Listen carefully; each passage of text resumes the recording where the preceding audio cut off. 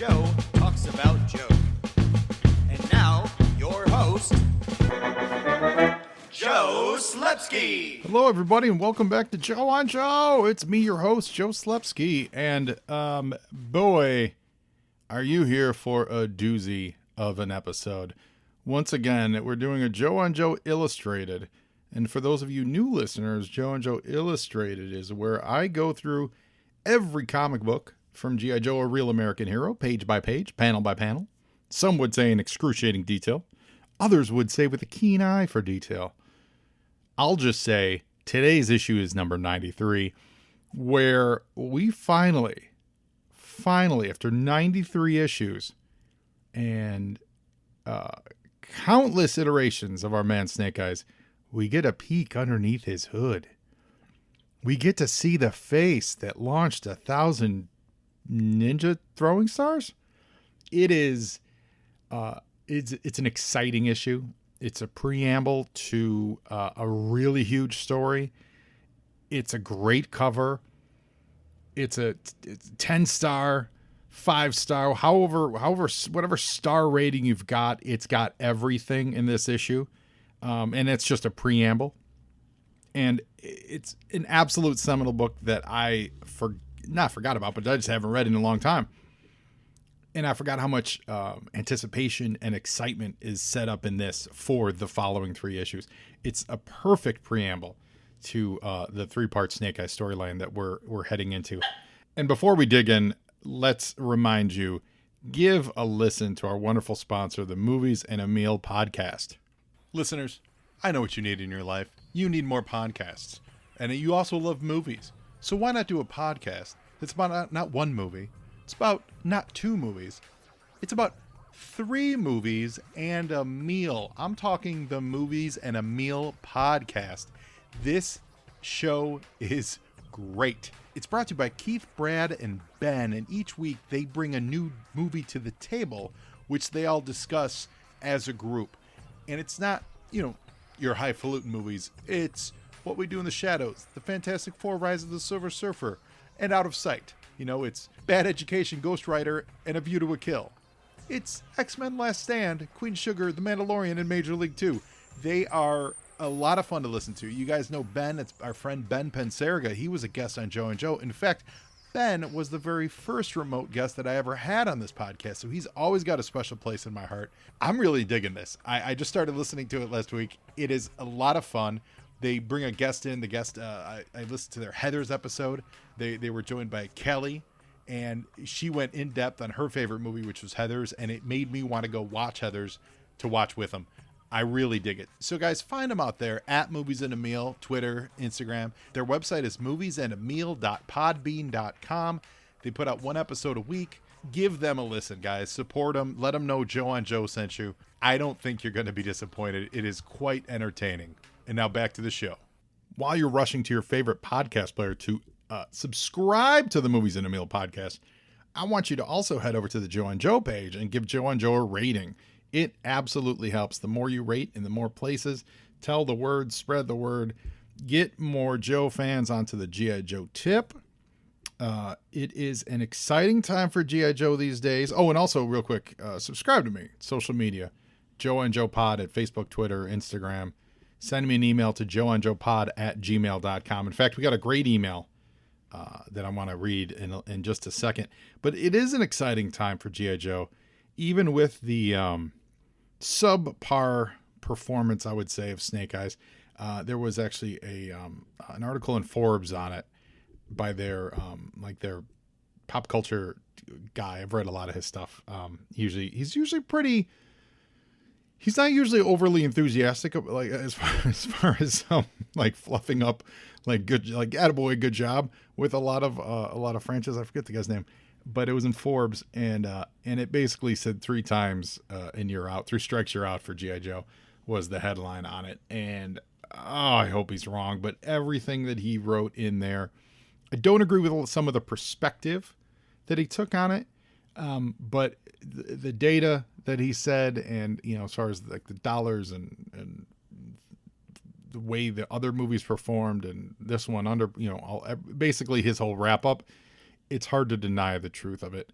that it's going to be a long time, I think, before we get another G.I. Joe live action movie, which is sad. And I'm not in the prediction business, but if that is the case, that bums me out to no end. Say this as Snake Eyes is hitting VOD this week.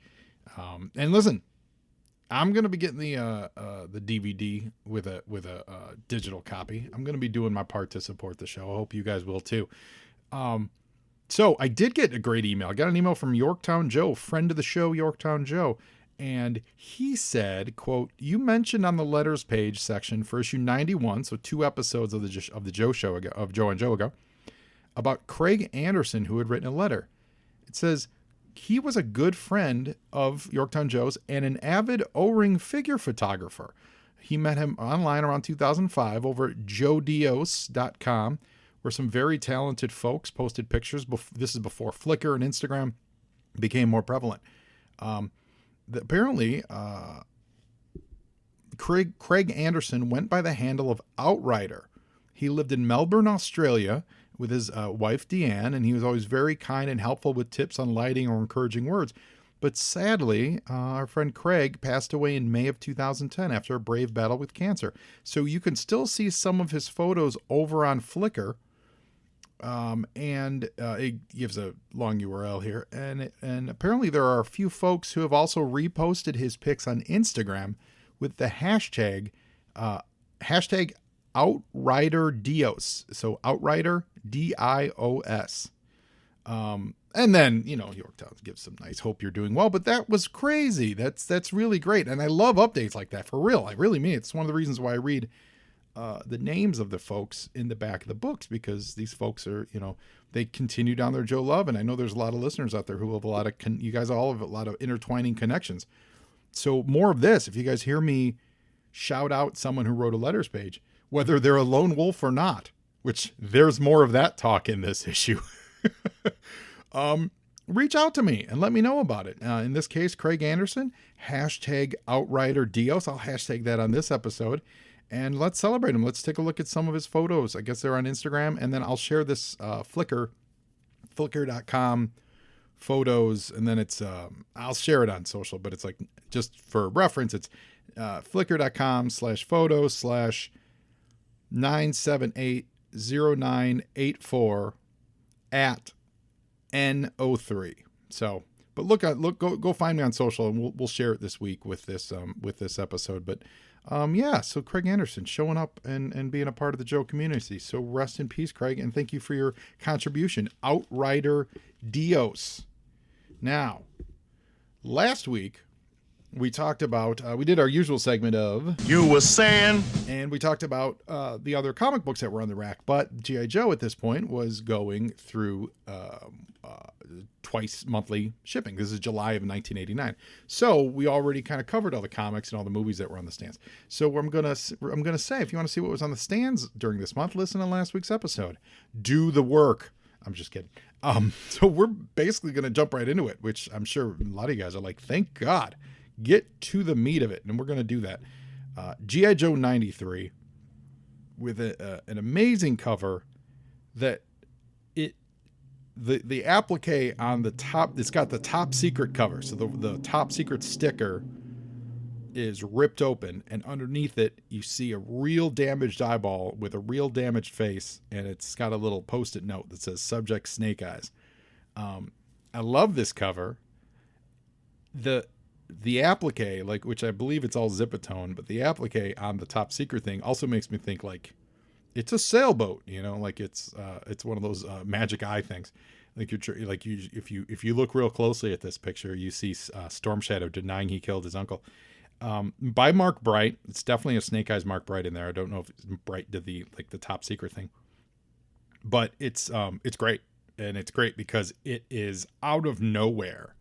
It says, guess what? You're getting Snake Eyes face. I mean, you can assume. Well, no, actually, you don't have to assume because it says subject Snake Eyes. So if you're a Joe fan and you're not paying attention and blah, blah, blah, blah, here comes this new cover and you go, wait, I'm getting Snake Eyes face this month? Also, what I like about this cover is the fact that they use the red background, and then obviously the top secret's in red, which that's kind of normal, I guess. But it gives you an Arashikage tattoo look. Their their hexagram, their I Ching, is it? The Arashikage logo, the line, broken line, broken line, broken line. That's kind of the feel that you get from it. It's certainly not a 1-to-1, but it definitely gives that vibe where you've got the red, and then it's broken up in the middle, and then you got the red underneath. So thematically, I think that works really well. And yeah, $1 mid-November on is the shelf date. And so here we go. Yo, Joe! First of all, the Tricks Rabbit is asking us to help him with some crossword puzzles. Except, oh yeah, they do give us the word. We have to find the words Tricks, sweet, fruity, colorful, raspberry, orange, red, lemony, yellow, grapety, purple. I love that Tricks is trying to get the word grapety happening. Grapety purple. As if maybe if they used grape, they would be sued because there's not enough actual fruit juice. And like lemony yellow. I love it. But hey, Tricks are for kids, so who cares? Taking the Plunge. Larry Hama script. MD Bright pencils. Randy Emberlin inks.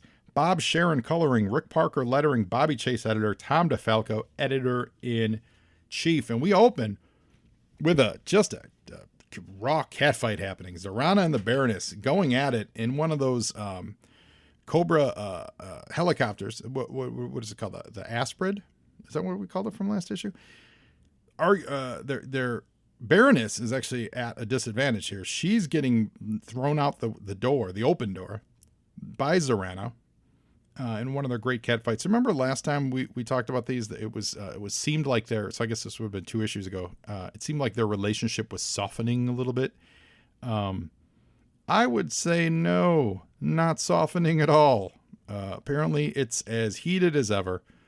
And Zarana accuses Baroness of saying she rinses her hair with liquid bubblegum. And let's see how funny that line is as the pavement rushes up to meet your face. Also, for the record, and this is what I do remember, and I think I had forgotten about how much I enjoyed this. The one-liners between these two for all of these issues is fantastic. And the relationship that Larry built for them is just great. And it's just full of insults and put-downs. And, you know, it's just this side of being a yo mama joke the whole way through.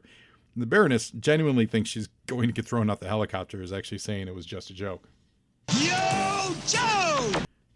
And so really solid storytelling here without telling us what's going on, because in the first issue it's just kind of a, you know, it's like a full body shot of them. You see that they're over a city, they're in a helicopter, they're in the air, but that's kind of all you know. We get a nice panoramic view of where they're headed. They're heading towards the Cobra Consulate building. And even if you don't exactly know it's the Cobra Consulate building, it's a building with the Cobra logo, and the helicopter has a Cobra logo on it. So even a first-time reader would know that they're heading towards home, which seems simple, but it's very smart. It's very subtle. And they're right next to the Pan Am building in New York too, which I guess that should geographically place it where it is. I think is that the first time we've kind of, because they're literally a block over from the Pan Am building. That's funny. I wonder if we could figure out exactly where that is. I don't know enough about my New York geography. I'll look it up for next time. And you know what? That's what the pause button's for, guys. So I called up Google Maps, and this is going to be really funny. So they drew where they drew the Pan Am building, and with the direction of the Pan Am building facing, this building can only be in one of two places. It's either, so it depends on what direction the helicopter's coming from. So it's either roughly the JP Morgan Chase New York headquarters, or if you're coming from the other direction, it's the Chrysler building. But we know it's not the Chrysler building because the Joes are in the Chrysler building, right? From when they had General Joe Colton. Remember, it was they wouldn't call it the Chrysler building. They called it like the big car building or whatever the joke was. But they were in the Chrysler building. So if the Joes are in the Chrysler building, and I'm looking at a Google map here. So, and you could tell because the way that Pan Am building is shaped so uniquely, right? Where it's not a square, it's like a, I don't know, what is that? Like it's like a rectangle that's bulging out in the middle, right? So you got these really long, broad, flat sides. So, and one of them's facing the same direction as the front of the Cobra consulate. So if you look from one direction, based on this drawing, absolutely it's the Pan Am building, or sorry, the Chrysler building, but it's not, because that's where the Joes are. So if you flip it and go the other direction, the only building that it makes sense to kind of be, based on everything that's being drawn here, is JP Morgan Chase, which is awesome, because JP Morgan Chase would be like, like Extensive Enterprises, home of, like the bad banker, man. Did Larry Hama secretly make Cobra headquarters the headquarters of JP Morgan Chase? Were they, I don't know enough about, was JP Morgan, was that always there? How long has that been JP Morgan Chase? Because the Pan Am building is currently called the MetLife building. So let's pause this again. Hold on. Okay. So I use that pause button again. Apparently that is, the address is 270 Park Avenue, right? And so currently it's called JP Morgan Chase, but at the time it would have been the Union Carbide building. And JP Morgan Chase took it over in, where did it say? It sounds like JP Morgan Chase took over in like 1991. Yeah, it says, yeah, in 1991, someone moved over from across the street. And then in 2012, they actually tore that old building down, or they announced that it was going to be torn down. And so I guess now the building that is up there is a new skyscraper. So going back to 89 and, or 86, actually, when they would have established this building, that would have been the Union Carbide building. So it would have been the Union Carbide building at the time, assuming this is correct and Google Maps isn't lying. And that's the only kind of real big skyscraper in that general vicinity that seems to fit the bill of what it would have been at the time. So I guess it's the old Union Carbide building. I wonder if he's ever talked about that. Let's put it this way: geographically based on this drawing, that seems to be what it is. Because the other side of it should be the Joe headquarters. And also that's funny because then it places the Joe, I guess not headquarters, but the the Joe, the laser, the Chrysler building laser, not terribly far from Cobra headquarters, which is pretty great. All right, well, back to the show. I wonder if anyone's ever figured that math out based on this picture. So the Baroness is being held out of the helicopter, and what's fabulous is the only one who cares here is Road Pig, and that's because he loves Zarana. The other three dreadnoughts, Torch, Buzzer, and Ripper, do not care. And this is great because now we've introduced another staple into the diet of the beloved dreadnoughts. It's not just grape soda and chocolate donuts. We've now introduced gummy rats. So the dreadnoughts are now also enjoying gummy bears, gummy worms, but gummy rats, which is just awesome. And we see that in this helicopter, it's not just them arguing, it's our two Joe prisoners from the previous issues where they rework their brain, rock and roll and clutch. So they're bringing the prisoners to the Cobra consulate. And, they're just trying to not have Baroness get killed. And they all agree that Destro would not like if the Baroness got murdered. But having said that, Zarana says, who cares? She wants this cheap trash deplaned El Pronto. And so Road Pig kicks Baroness in the forehead. Yo, Joe! And unfortunately, she grabs the landing gear. Unfortunately for them, fortunately for us, because we love the Baroness. The helicopter's landing is a really nice shot of it. It looks great. You got a Viper flagging the helicopter in. Awesome image of the Baroness. This quick little insert where you can see the boot print from Road Pig's boot just on Baroness's forehead from getting kicked in the face. It's great. So then as they land, the fighting continues, and we're just getting great insults. Biker cast off, quiche breath, fly blown floozy, I'm going to pull your hair out by its mousy brown roots. It's naturally auburn, you old person. Old. Art me old. I'm not doing a Baroness impersonation. I'll leave that to our friend Morgan Lofting. And it's just, Zarana says, you sure ain't no printem poulet, as they say in Froggyland. So Zarana's dropping some French here. And the Destro shows up, and, you know, spring chicken, très drôle. An interesting linguistic. I'll do a little Destro. It won't be very good, but I'll do one. Yo, Joe! So we get Destro in his full grenadier uniform. And he's talking about, you know, how disappointed he is to see them just going at it, not getting along, you know.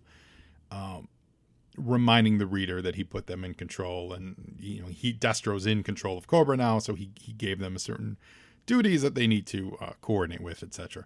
So it's a little bit of narrative heavy lifting here. Reminding us about the brainwashing scheme. It's going ahead of schedule, that the two Joe prisoners, Clutch and Rock, are going to be returned to their headquarters unwittingly, all this stuff. So this is all narrative stuff, and Destro gets in one of his planes and takes off. Yo, Joe! You also can own some Star Trek V, The Final Frontier, limited edition collectible figures. From the San Francisco Mint, they're proud to present special limited edition collectible figures in a series officially authorized by Paramount. Wait a minute. You're telling me Paramount authorized Star Trek products? Get out of here. Anyway, we learn that the Joes still have to be strapped into the Mindbender's device, the brainwave machine, in order to block the Broca Beach evidence. So they've got them out of Broca Beach. So now that they're gone, like, they couldn't, this is my way I'm reading this, they couldn't do this part of the process in Broca Beach because they would still be in Broca Beach when they left. Therefore, there'd still be memories of being in Broca Beach. So they had to get them out of Broca Beach, get them to another brainwave scanner here in New York.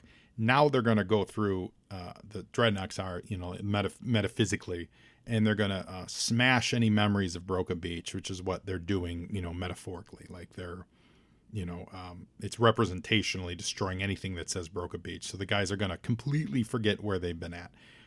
Now out of sight and out of mind, as they say here. Yo, Joe! And we learn that they're replacing it with a Cobra submarine. So there's a big mock-up of a Cobra submarine, like literally physical, like a stage show, Broadway show mock-up of a Cobra submarine. That's the memory they're implanting in Clutch's head. Funny bit here. Clutch says, oh, I've been in that thing all this time? What's it look like on the inside? And Torch replies, give us a break. You think these sets grow on trees? Which is really kind of funny.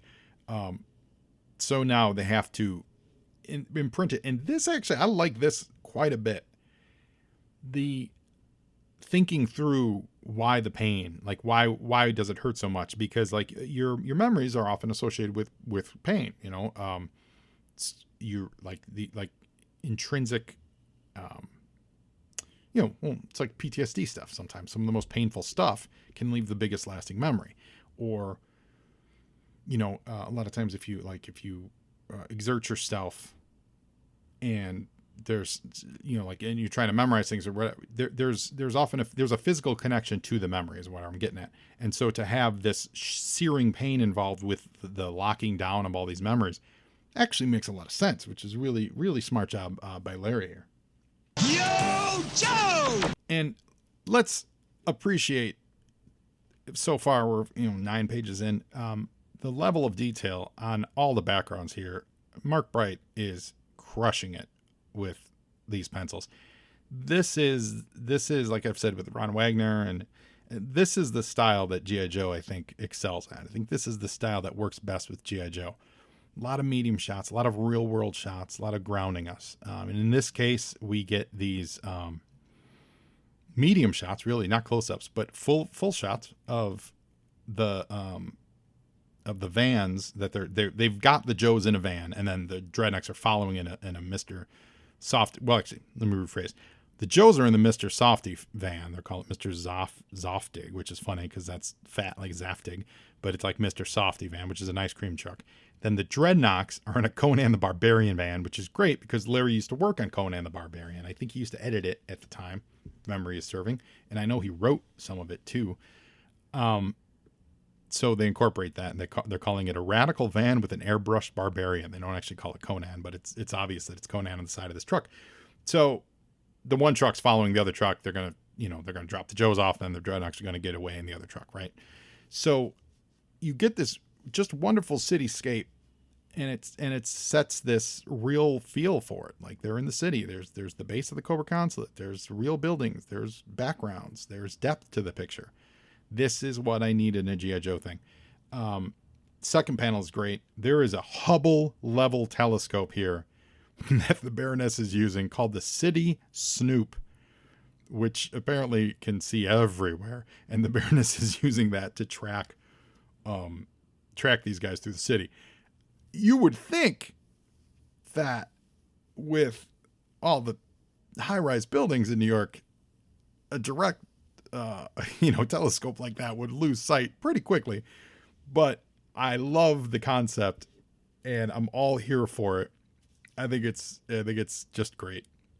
But what we see here is the Baroness calling the chaplain's assistant motor pool. So Baroness is calling Fort Wadsworth, and Fort Wadsworth is like, we don't have anyone here named Hawk. And she says, cut the charade, patch me through to anybody from the Joe team.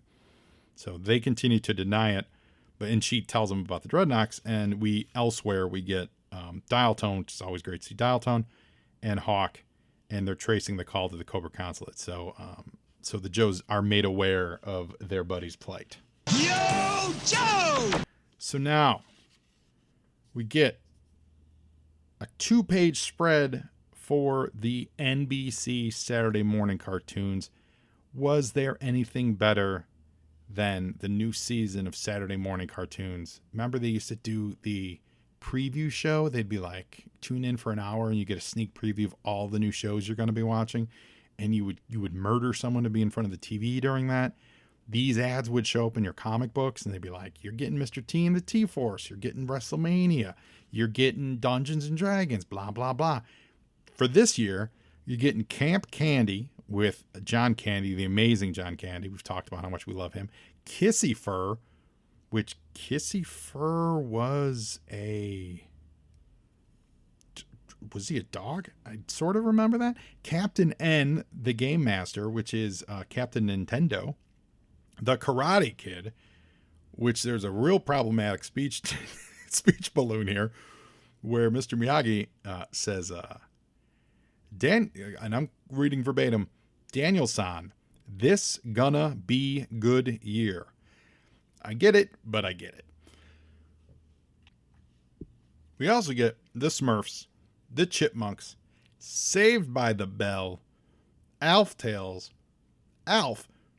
So there were 2 Alf shows. So I wondered, did they show both Alf Tales, which was Alf Tales animated, and then Alf, just they would show reruns of Alf? And The More You Know. And it looks like Captain N, one of that King guy from Mike Tyson's Punch-Out, the King, what's his name? The guy with the crown on his head where you punch him in the belly. He shows up in this. So did you watch Captain N? Did you guys watch Captain Nintendo? It makes sense that Alf, because Alf Saved by the Bell bookends it, things like that. So yeah, Alf and Alf Tales. So this is all very exciting for you kids. And there's Kid Icarus. That's whose this is. There's an angel here with a bow, and that was Kid Icarus from Nintendo. Anyway, back to the Joe show. In Switzerland, so it just cuts to Switzerland, which is what I'm here for. A taxi is pulling in front of a building. Now, look at this panel. It's a 2/3 height panel, about a third of the page. It takes up a lot of real estate, and the people that we care about are shadows inside of a tiny, tiny taxi cab, because Mark Bright is taking the time to establish they're in Switzerland. There's giant mountains, which there's a tree in the way, but technically the mountains take up most of this panel. There's buildings that take up about half the panel. And then you get this small shot of this cab, which does a lot for the setting. One, obviously places it in the mountains, but two, it's also very serene. It's very isolated. There was a lot of action going on in the previous page. There was there was dreadnoughts and clutch screaming and in the New York hustle and bustle. This panel is very quiet. It's just taxi pulling up to a building in Switzerland. Second panel, we learn that it's Snake Eyes inside. We see that it's Scarlet going in. Scarlet, and this always happens with when Snake Eyes are on. You get the friend, in this case Scarlet, Storm Shadow, whoever. They do a lot of the narrative lifting. Third panel, we see that it's the Bern Institute of Reconstructive Surgery. Now, if you're an old Joe head, you know what that is. That's where they sent the Baroness to way back in, was it issue 18 or 16 or something like that, to get her new face. If you're a newcomer, you're just given the information that it's an Institute of Reconstructive Surgery, and Scarlett's saying that they've got this great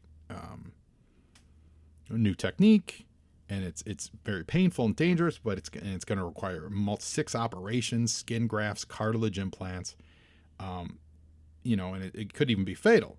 But she needs Snake Eyes to know that if it's just for her, she doesn't care what he looks like. And it's a very touching moment here in this bottom panel. She's reaching out to him. He's kind of silent. He's got his rubber face mask on, right? So his face doesn't really change much. But he's also he's standing alone. It's a black background. So we're in the daytime here, but they make the background black, which actually we wouldn't be in daytime because it was daytime in New York. So it would be Switzerland. Well, no, I guess Switzerland's like 7 hours. So maybe it could be morning in New York, could be afternoon. Anyway,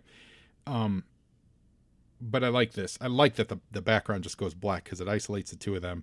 The fact that her hand is not actually touching Snake Eyes here is perfect because Yo, Joe! we get to the next page and she's silent.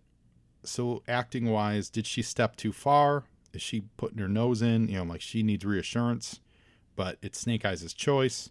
He stops, he turns, their eyes meet. And the reason we know their eyes meet is because his are behind glasses. Is Bright does a really nice, very thin strip that simply has their eyes in it, and he puts their eye line together, so there's no choice but to know that they're staring at each other's eyes.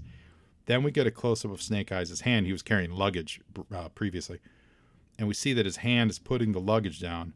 And then in this middle panel, which is absolutely dead center in the middle of the page, he reaches his hand out and he holds her.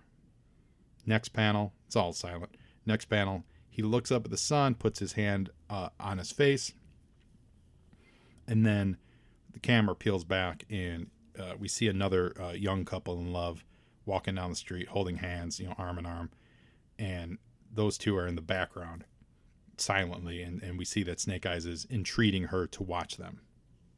Yo, Joe! Now, cut back to a very similar black paneled background that we got a page and a half ago, except now there's a nice kind of a purple rectangle behind him that like unifies the two. Scarlet is hugging him, and she says, "I understand." I'm going to throw this out there. I don't need this second balloon panel. I'd like this whole, because she says, and it's great. It's well written. I'm not knocking it per se, but saying, you want to be able to hold my hand and walk down the street and feel the sun shining on your own face and not on a rubber mask. It doesn't seem like so much to ask for, does it?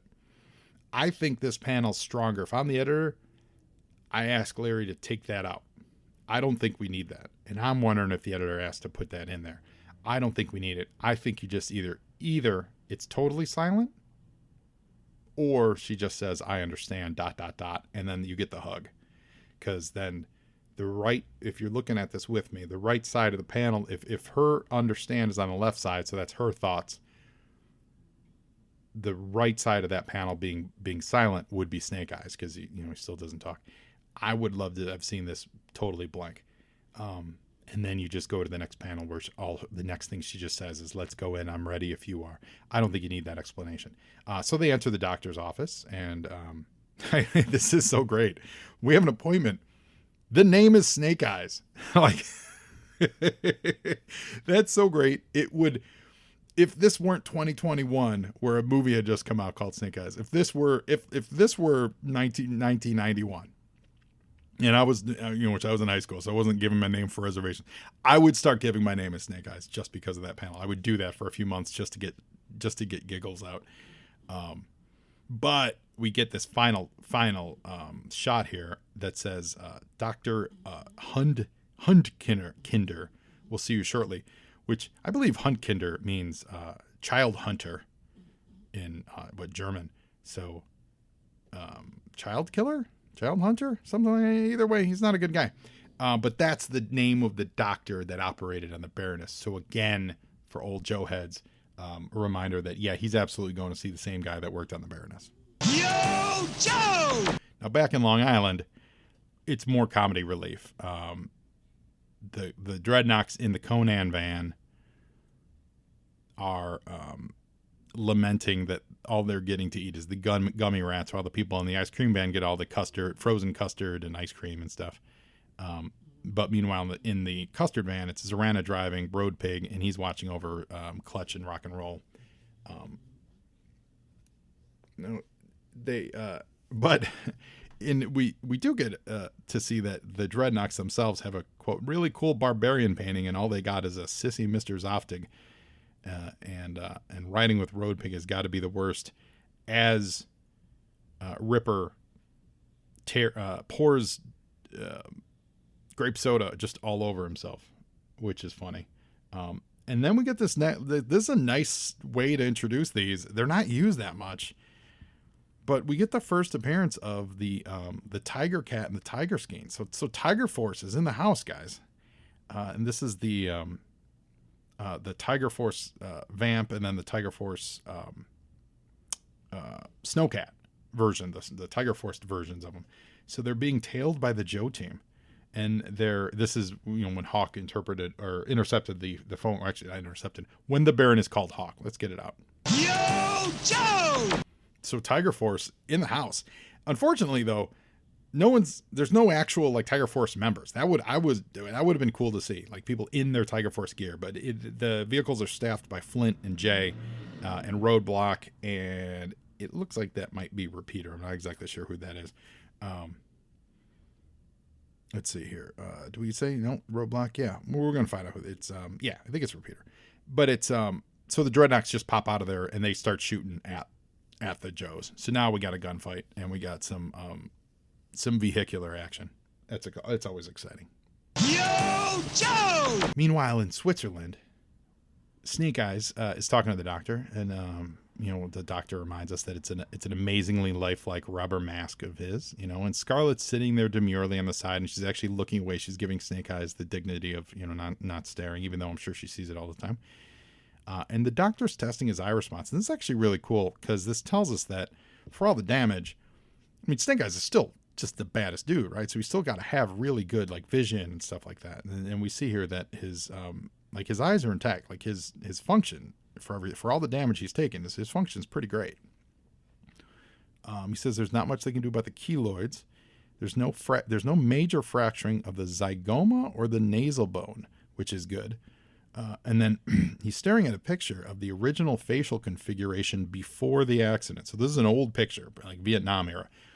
And what's cool that they managed to do on this page, even though they're going to reveal Snake Eyes' full-on face, the next page, I mean, that's why they're doing it on this, is they keep hiding it. But they even hide his old facial picture.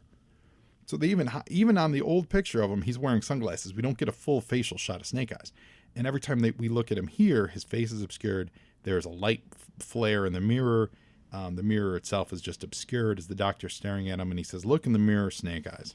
This is that classic moment. Get ready for it. Yo, Joe! Oh my god. It is Snake Eyes' face. And he is not an attractive man. However, it is not what I ever expected it to be. And I remember feeling this way when I was a kid. He got blasted in the face with jet fuel. I expected it to be more burn victim. This looks like he went toe-to-toe with Wolverine. He's got some of that burn victim look thing going on. You could see like in his lips, and then certainly, I think they were going for it like around his forehead face, like his eyebrow area, his left eyebrow area. It's like it's built up, right? And I guess that's the keloids the doctor was talking about. But he's got 1, 2, 3, 4 big ass claw marks. Pardon my French, big old claw marks on his face. His left eye, and this is a reminder for readers, or if you're not, his left eye is two-faced, just like Batman Two-Face character. It's like it's not there. Like almost tells me like his eyelids have been burned off. So is he constantly dropping? Like what is happening? Scar cutting across the eye. It intersects his eyebrow, so his eyebrow is jagged from scar tissue. There's a scar coming from the corner of his eye towards his ear. There's one along the nostril that cuts along like that smile line on your face. There's a big old scar. Then there's a massive, nasty one that starts on his right side of the face and like a snake cuts across his upper lip and down his lower lip and underneath his chin. Quite gruesome. Not a handsome man by any stretch. Strangely, I always thought it would be worse. I always thought it would be like melted. Now this is not good.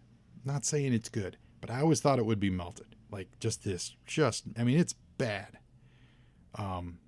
And amazing. Like they finally gave us Snake Eyes' face. This is huge. Like this is massive.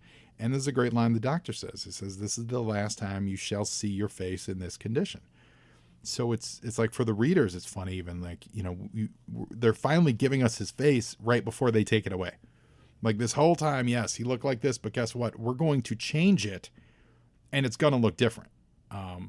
Whatever it looks like going forward, we'll see, but it's going to look different. So congrats. Here's your reward. But now we're going to take it away from you, which I really, really like. And the doctor says he's going to schedule it for the first thing tomorrow morning. And Scarlet just gives him a hug. And there's there's an emotional vulnerability to that hug. Is great. Scarlet's not saying anything. It's just all her comforting this. And who's more resilient? Who's more of a, like stand on your own tough guy kind of guy than Snake Eyes? And in this moment, he's just completely vulnerable to the world. Really, really great stuff. Yo, Joe! Meanwhile, back on Long Island, what I like about this is the fight literally was a page, and we see the results of it. That Tiger Sting is flipped over. The Conan van is flipped over. The Softy truck is crashed into a street lamp, and then the Arctic or the Tiger Cat is the only the last vehicle standing. So the Joes have won. We don't get a protracted fight, and I like that because we've seen these fights a lot, right? So what else are we going to do? Chase on the Jersey Turnpike one more time, or on the Long Island Expressway, whatever. So this is great. So we see that they tell them that the Joes are the Rock and Roll are handcuffed and Clutch are handcuffed to the frozen custard machine. Roadblock has his Madeuse trained on them. Road Pig specifically, and Zarana and the other three dreadnoughts are there too. Jay and Flint find the guys. We'll get a hacksaw and get you out of there in time. That's like the beginning of the movie Saw. So now here comes the Tomahawk, and it's landing with General Hawk and Dial Tone inside. So it's landing on the Long Island Expressway. So this chase happened. Oh, and real quick, this is actually important storytelling that I missed pointing out to you. But this is great. If you look closely in this first panel, the smoke from the explosion, which ties in, you can see the relation between that first panel with the Tiger Sting that's flipped upside down. It's the same black smoke that's pouring out. So there's continuity there to tell you this is what you're looking at. That smoke is very, very much at the top of the page. It's a really, really long panoramic view of the expressway, and you could see that the traffic is backed up at least two exchanges. And I don't know in New York how far exchanges are, but like in Illinois, exchanges usually are like a mile apart. So this could be backing up traffic for at least like 2 miles is what I'm guessing, if not longer. So as the helicopter lands, Yo, Joe! with great detail here by Mark Bright, we're getting filled in on the damage during the firefight, and Hawk says our informant was right, which tells Zarana, and I think that's, or no, maybe who says that? Who's saying that? Oh, it's one of the Dreadnoks actually saying somebody ratted us out. It could only have been the Baroness. This is all Zarana's fault for picking a fight with her. Oh, it was Buzzer that said that, and Road Big takes the opportunity to punch him for blaming Zarana, but they know that the Baroness ratted them out. And while they're doing that, a car convertible with the license plate Yuppie 1 and kind of a D-bagger with sunglasses on his forehead and a sweater tied around his neck. He's hanging out his car, and he's like, how long are you fascist pigs going to hold up traffic? Some other dude's like, we have a constitutional right to freedom of movement on the highway. Freedoms! They want their freedoms! Why can't you military types do your rotten, stinking business in other people's countries like you're supposed to? So the crowd is quickly turning on G.I. Joe. Yo, Joe! And it's a great taking from Steve Martin line. Zarana screaming. This is Zarana, who is held prisoner, saying, oh, you've been inconvenienced? Well, excuse me. And yeah, I love that the Dreadnoks are as offended by the Yuppies as anyone else here. Joes are trying to keep everything tight. One of the Yuppies gets out of hand in his yellow sweater with his too tight pink top on, white pants. Gets up and he shoves Lady J with Flint with an arm reach. So you know that's a problem. And Flint's about to punch this guy's lights out. He says, you just stepped over the line, Junior. You're about to enter a world of hurt. But before he can do that, more Yuppies, or, bystanders, start yelling, brutality, Kent State, Tiananmen Square. The military pigs are trashing innocent civilians. And Flint can't get a word in edgewise. And the crowd is turning on the Joes because the crowd has been inconvenienced traffically. Yo, Joe! So before they can get out, they're throwing crowbars. Hawk says, let's get out of here. If anyone, if any civilians get scratched, we're going to be in a lot of trouble. So they all, during this fracas, the Dreadnoks jump in the ice cream truck and they make their getaway. And the protesters, are I'm late for my appointment to get my crystal auras balanced. Someone else missed his therapy session. He's just not going to be able to cope. So I feel like Larry's saying something about the state of people at the time. Yo, Joe! Until Roadblock lets loose with the Ma Deuce. And he just, imagine you're doing that, you're screaming, and all of a sudden you get that thing, rat-a-tat-tat, shoots it in the air, straight up in the air. And he says, I want all you pathetic, self-centered, materialistic yahoos to crawl back into your expensive cars that were built by former Axis powers to the detriment of American auto workers and start twiddling your useless thumbs before I lose my temper. Really, really strong, fun 3-panel sequence here. Roadblocks, screaming, metaphorically screaming with the gun. You get the people's face of shock and the looming camera like making Roadblock seem bigger than life. And then you get a close-up of his face saying, before I lose my temper. Really nice sequence. And then everyone goes back to their car just like it was nothing. Zarana notices the bad guys are getting away. Yo, Joe! But the Joes are going to follow from the air, in the helicopter, which they can. Oh, this is funny. So then the people who were just formerly screaming at the Joes are now screaming about, hey, how about unblocking the road? Well, you know what? You figure that part out yourself. Now down the road, the Dreadnoks are getting away, and they're very upset.